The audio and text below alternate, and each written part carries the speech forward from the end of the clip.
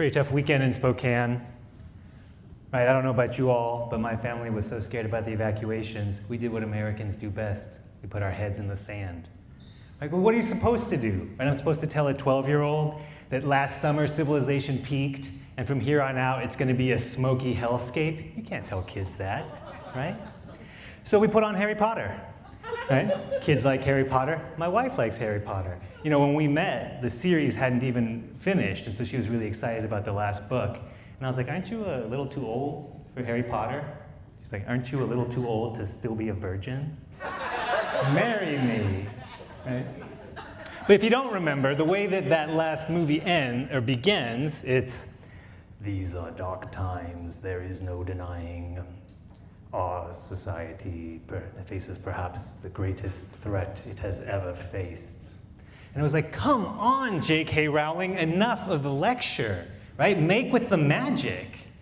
You know, and what's Harry Potter supposed to do about climate change anyway? Right? We need someone better than Harry Potter. We need the strongest and the fastest person imaginable, a trans high school athlete. Yeah. It sounds kind of ridiculous, right? It almost feels like all the anxiety about trans women athletes was made up now that half of the city's on fire. You know?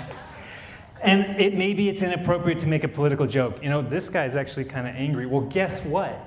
I'm angry too, because I'm a doctor and I was at the convention center taking care of people that had to be evacuated. And you know who I didn't see there? God. He was busy burning down churches. And you know what?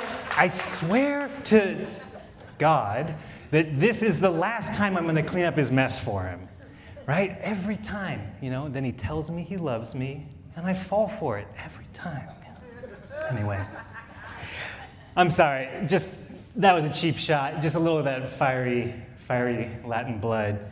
You know, who am I to question the divine mysteries? Right? The good Lord giveth, and he taketh away. And behold, in our hour of need, he giveth unto us Jimothy, and taketh away his spine for our amusement, right?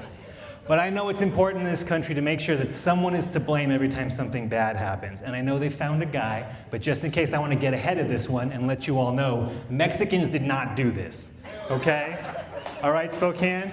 And if you need someone to blame, I would consider Michael Baumgartner. Yeah. That's right. Representative Baumgartner, if you don't know him, he gave handouts to billionaires, he cut our health insurance, and he's got a really punchable face, right? And I would know, it takes one to know one, and I have the punchable face. But just to get back to Representative Baumgartner, he has a 0 score on working on climate change, right? Because when it comes to the climate, he prefers to put his faith in the Lord and Trump, his two daddies, right?